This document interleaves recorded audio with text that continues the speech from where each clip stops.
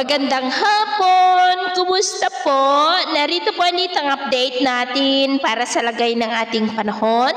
Ngayong hapon po ng December 16, 2024.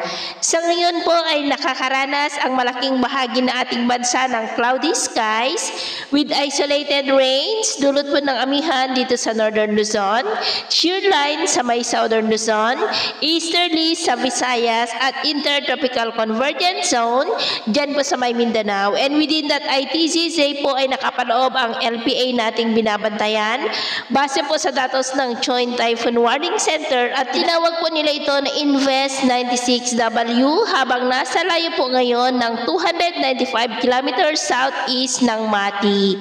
Posibleng dyan lamang po sa silangang baybay ng Mindanao hanggang Miyerkules at kung hindi po yan malulusaw ay lalakas po yan sa susunod na mga araw at hindi rin inaalis ang posibilidad na mag-landfall mula po dyan sa may Caraga, Visayas at Palawan sa darating po na weekend na magdudulot ng malalakas na pag-uulan.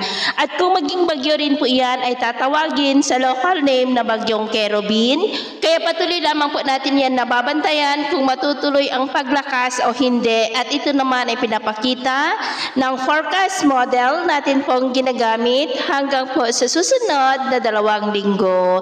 At sa lagay ng ating panahon ngayong hapon ay maula po ang kalangitan with isolated rains dito sa ilang bahagi ng Cagayan Valley, ilang bahagi ng Cordillera, Ilocos Region, Quezon at posibleng may kalakasan ng mga pag-ulan dyan po sa may Bicol Region, ilang bahagi ng Mimaropa, Paray Island, Negros, Cebu, Bohol, Leyte, Samar Provinces, Caraga, Davao Region, Zamboanga Peninsula, Sorsogon at ilang bahagi ng Sulu Archipelago. At mamayang gabi ay posible pa rin po ang mga isolated rains sa ilang bahagi ng Southern Luzon, Northern Luzon, Kabisayaan at silangan ng Mindanao.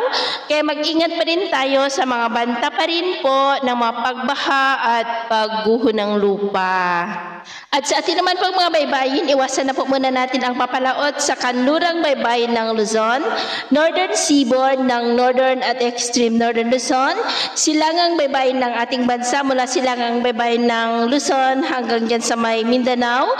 Dahil ang mga alon po dyan ay posible po na aabot hanggang sa 7 to 12 feet. Kaya hanggat maaari ay iwasan na po muna natin ang papalaot dyan sa mga may kulay pula para po mas makaiwas sa mga sakunang pangkaragatan. So, ito po ang latest update natin sa araw na ito. At ako po muli si James na nagsasabing sa kahit na pagsubok po na darating sa ating buhay, huwag na huwag po tayong mawawalan ng pag-asa. Thank you.